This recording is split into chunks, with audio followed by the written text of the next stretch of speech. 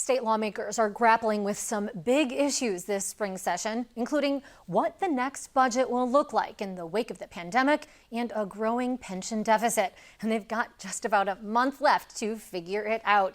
So joining us to talk about how they're going to get to all of that and much more, State Representative Will Davis. He's a Democrat from East Hazelcrest and serves as a member of the budget negotiating team. State Representative Tim Butler, a Republican from Springfield who serves as an assistant GOP leader there. And State Senator Sue Rezin, a Republican representing parts of Central Illinois. She serves as a deputy leader for Senate Republicans. And last but not least, State Senator L.G. Sims, a Democrat from Chicago's South Side. He's chair of the Senate Appropriations Committee and vice chair of the Redistricting Committee. Thanks to all of you for being with us this evening. Thanks for having us. Happy to be here. Thank you. Senator Sims, let's actually begin with you. There's, again, a month left before the scheduled adjournment date. Always, people want to know what is going on with the budget. Is there a proposal, and does that include any sort of tax increase to pay for it? Well, there's certainly a proposal, Amanda. The governor introduced his budget several months ago, and we've been using that as our guide and evaluating that. But what's most important, the American Rescue Plan Act, we've been trying to evaluate the guidelines that outline how those dollars can be spent. So yes, there's a proposal. We've certainly been evaluating that and working between both chambers. We've heard all of the state agencies here in the Senate through the Senate Appropriations Committee and our various subcommittees. So we've heard all of the agencies now, and now it's just trying to determine and figure out what the next year's budget proposal will look like, but also what the current year budget looks like. So that what we've got to get out of, Amanda, is looking at our budget process as a one-year exercise. This has got to be we need to look at multi-year solutions to deal with the structural problems we have. And that's what we're doing here in the Senate. And I know my colleagues in the House are doing the same.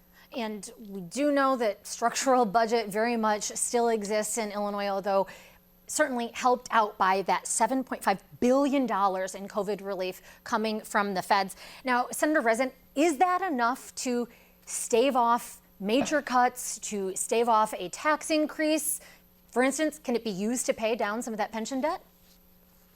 Well, it's important to know that this over $7 billion influx of money from the federal government is a one-time payment. So the governor's office had said they're going to use almost half, or over $3.5 billion to pay off, loans that we do have. So then that leaves us with another $3.5 to $4 billion. And as you can imagine, many people throughout the state and many departments are they have challenges because of the pandemic. If you look at education, we have a huge learning gap because of the pandemic and e-learning, and students that have fallen off from e-learning and not attending school. So we need to make sure that the money is spent wisely, and also recognize that we cannot start new programs that are permanent. This is a one-time influx of money. It's meant to help the state get back on its feet, but that's all. You know, education, Senator Representative Davis, that is something that you had criticized the governor's package originally for not giving enough money to education. Does this federal relief money peg that hole, or does this again put Illinois in a very difficult position down the line because that $7.5 billion is not expected to come annually? Well, relative to the formula that we have, or we call it the EBF, unfortunately, the federal guidelines said we can't call the federal money EBF money. So in that case, the governor's proposal does not add any new revenue to the EBF formula, and that's the reality of it. The federal monies will go to school districts using a Title I formulary, which is kind of a low-income formulary, but that means even some of the wealthiest schools in the state of Illinois may get money because they do have low-income students in their classrooms. So it's hard for us to call the federal money EBF. What we are still trying to do is find money in the state budget so that we can actually fund the EBF this year, so we're not going a second year without adding any new money to the school funding formula. So Representative Butler, this will be, I think, the final question on the budget here. Where are we at? Better than expected, with more tax revenues coming into the state than had been predicted, and then this federal relief money? Or is Illinois' budget still in the tank? And what do we do about it? Well, we still have structural problems, as we mentioned earlier. I mean, we're going to continue to have structural problems, I think, for years to come, because we haven't tackled the pension issue yet in Illinois, and it's going to continue to be an issue when we craft the budget. I think immediately what we have in front of us is an opportunity with the federal money to pay down a significant portion of our bill backlog, which stands, I don't know, when I checked the other day, at about $5.5 billion. And I think to Representative Davis's point, we didn't follow through on our obligations with the evidence-based funding last year. What can we do to make sure that EBF is the best that we can to make sure that we're living up to our obligations that we passed a couple of years ago that so many of us supported. Lots of legislators wanting that money for schools. Want to move on to the census figures, which came out, in Illinois is set to lose a seat in its congressional delegation. That is right now going to be left to Democrats in the legislature to draw a new map for both your own seats in the Illinois House and Senate, as well as for Congress. Now, as a candidate, Governor Pritzker said that he would veto any plan not drawn by an independent commission. Now, here's what he had to say today. Well, as I've said, I will veto an unfair map. I do believe that Democrats and Republicans should get together to adopt this map. I hope that Republicans will choose to work with Democrats on the map. Right now, it looks like they're just saying no. So, Senator Sims, how is what we've heard from Governor Pritzker today not a total backtrack to his promise as a candidate that he would veto any map not drawn by an independent commission?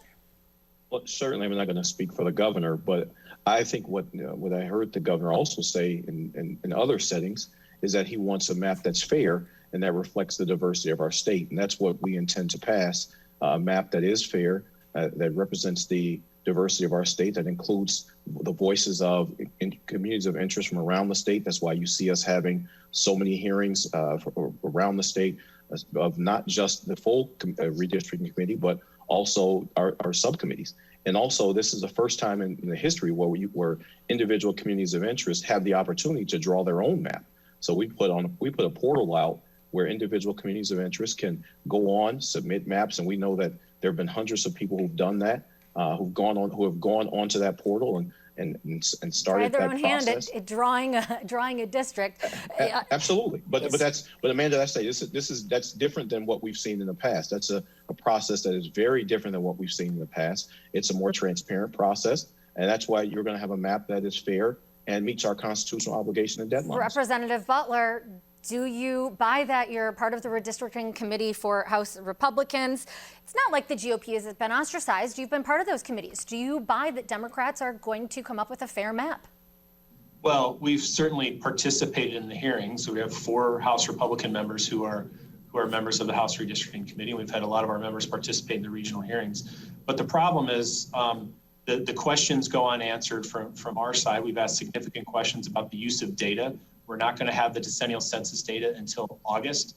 What data is going to be used by the majority to draw their maps? There's been a lot of questions from advocates and people who've testified about the use of ACS data or the process, transparency, especially once the maps are unveiled. What will the process be for citizen involvement? And look, at the end of the day, we have put out proposals, and so for the governor to say that we're not coming to the table is ludicrous. I mean, I've had a bill out there for a commission since last year. Senator Barrickman had a bill out there for a commission. Those have been ignored. Now, that's the will of the majority, and it's fine, but we are participating in this process, and we have huge concerns about the fact that what data is going to be used if the maps are drawn by June 30, because we don't believe the data that can be used for June 30 reflects truly the diversity, like Senator Sims said, of Illinois. Senator Sims, just real quick answer, are you going to use ACS data, yes or no? We haven't made that decision yet. I mean, those discussions are still ongoing. We have made that decision. All right, and that is where we will have to. Well, we'll come back. We got to leave it here for now, but we will be joined by each of you legislators again later in the program. And we'll discuss a possible ComEd rate hike. But for now, our thanks to State Representatives Will Davis and Tim Butler, as well as State Senators Sue Rezin and LG Sims.